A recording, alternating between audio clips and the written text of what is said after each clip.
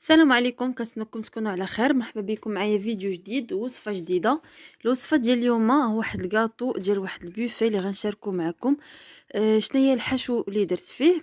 وبالنسبه لاي حاجه عجباتكم في هذا البوفيه، الا بالنسبه لي كاب كيك، الا بالنسبه للماغنوم، لا بالنسبه حتى لي بوبس كيك ولا الديكوراسيون، تقدروا تسولوني في لي كومونتير، غادي نرد عليكم.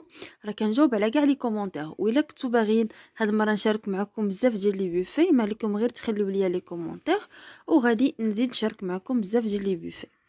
هنا بالنسبه لاول حاجه، خديت هاد الغدوه ديما كان نخدم معكم به. راه نخلي لكم بطريقه المونتاج ديال لاير كيك، شحال من لاير كيك فايته درتو معكم وكيك ديزاين.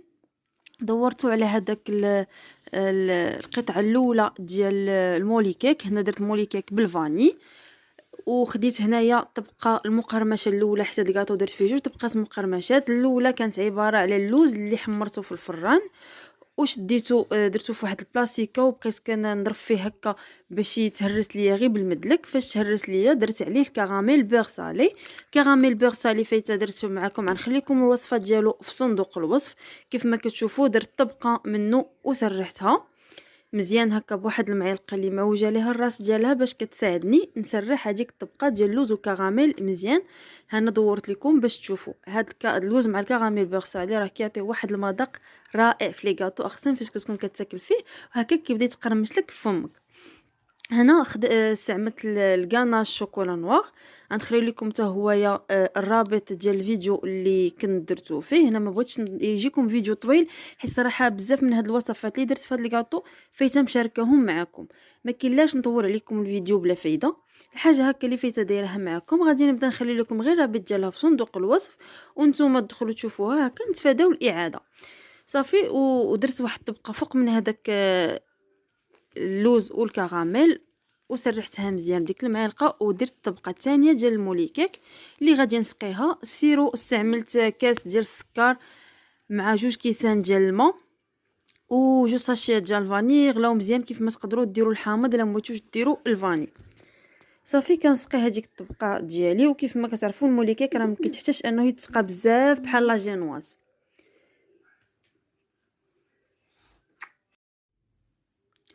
هنا الطبقه الثانيه اختاريت غندير فيها لا كريم تشيز.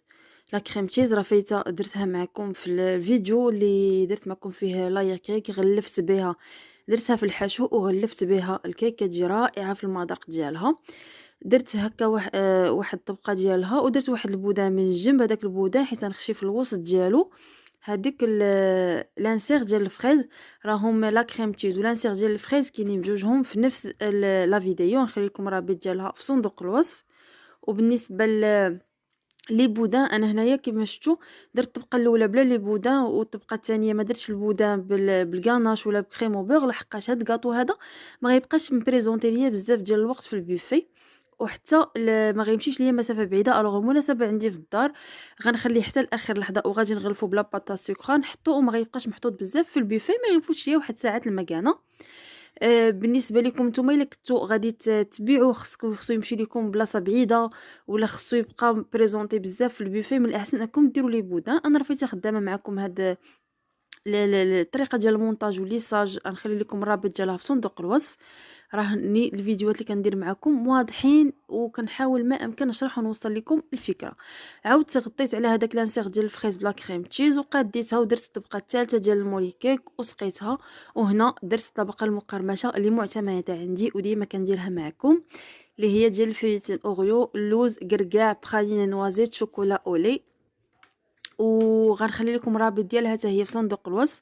وقاعده كيفاش تخدموا بها راه هي اللي كنت درتها في اللاير كيك فلامينغو.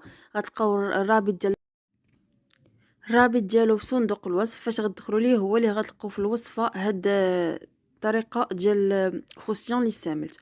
وهنا كيف ما لاحظتوا درتو غود فوق ديك المولي كيك. وهنا خديت لا كريم دبلومات نوازيت، حتى هي اللي كيجي المذاق ديالها رائع. راه غنخلي لكم رابط ديالها، راه فايته درتها فيديو بوحدها باش كلما بغيتوها ولا كلما درتها في شي وصفه تلقاوها محطوطه بوحدها. غنخلي لكم رابط ديالها حتى هي في صندوق الوصف. صافي هنايا ملي كملت غادي نغطيه باخر طبقه اللي غنسقيها من الداخل وغادي نحطها وغادي نبيتو ليله كامله في الثلاجه. هنا من مورا ما بات لي ليله كامله في الثلاجه جبدته باش غنوريه لكم. من مورا ما بات ليله كامله هنا راه كود شديتو غلفتو. عا بغيت نوريه لكم من قبل ما نبدا التغلاف. بالنسبه لهنايا التغلاف بكاناش التغليف راني حاطه لكم فيديو خاص به، راه غتلقاوه في صندوق الوصف، ادخلوا تفرجوا فيه. فيديو اللي هو مفصل، ما بغيتش نخليه لكم هكا فيديو طويل هكا. كنحاول نقصر لكم فيديوهات، واي فيديو بغيتو تدخلوا تقلبوا عليه تلقاوه. شفتوا هذاك الغدوي كيساعدكم باش انكم ليساج الكيك ديالكم يبقى واقف. هذا هو كاناش التغليف اللي غلفت به. ومن بعد غلفت بلا باطا سكر، ولا باطا سكر راني دايره لكم فيديو حتى هي مفصل عليها، غنخلي لكم كيفيه التغليف بلا باطا سكر في صندوق الوصف. وهذا هو البوفيه ديالي، هذا الكاطو ديالي اللي قاديت. صراحه بغيت نصور لكم لا ديكوراسيون ديالو. لا ديكوراسيون ديالو هي سهله بزاف، درت فيه لي فلور ارتيفيسيال ودرت فيه هكا تصويره ديال اليس او بي دي ميرفي، ولصقتها فيه بالنسبه لداك الطربوشي درت الفوق ما درتوش كاطو، درتو فرشيه وغلفتها بلا باطا سكر، حيت صراحه هاد جوج ديال الطبقات ديال الكاطو اللي درت كانوا كافيين بالنسبه للناس اللي كانوا عندي. كان الطابق لتحت من 20 سنتيم والفوق من 15 سنتيم. نتمنى هاد الفيديو يعجبكم، ما تنسونيش من لي جيم ولي كومونت، واي تساؤل عندكم ولا اي حاجه بغيتو تعرفوها كتبوها لي في لي كومونتير، راه كنجاوب على كاع لي كومونتير. انا قطعت لكم الكاطو من الداخل، تشوفوا كي جا الكاطو جا بنين، عجب كاع الناس اللي كانوا. ونتمنى نتوما ان شاء الله يعجبكم، وتخليو لي الاراء ديالكم في صندوق الوصف، ولا بغيتو في لي كومونتير ماشي في صندوق الوصف. قويت عليكم اليوم من صندوق الوصف ولكن ان شاء الله ما غنسى لكم حتى شي وصفه، كلشي غنخلي لكم في صندوق الوصف. وكيف ما قلت لكم الا بغيتوني نبدا نشارك معكم لي بيفي اللي كنخدم ولا لي كيك ديزاين اللي كنخدم في لي كوموند، خليهم لي في لي كومونتير، نبدا نشارك معكم هاد النوع ديال هاد الفيديو.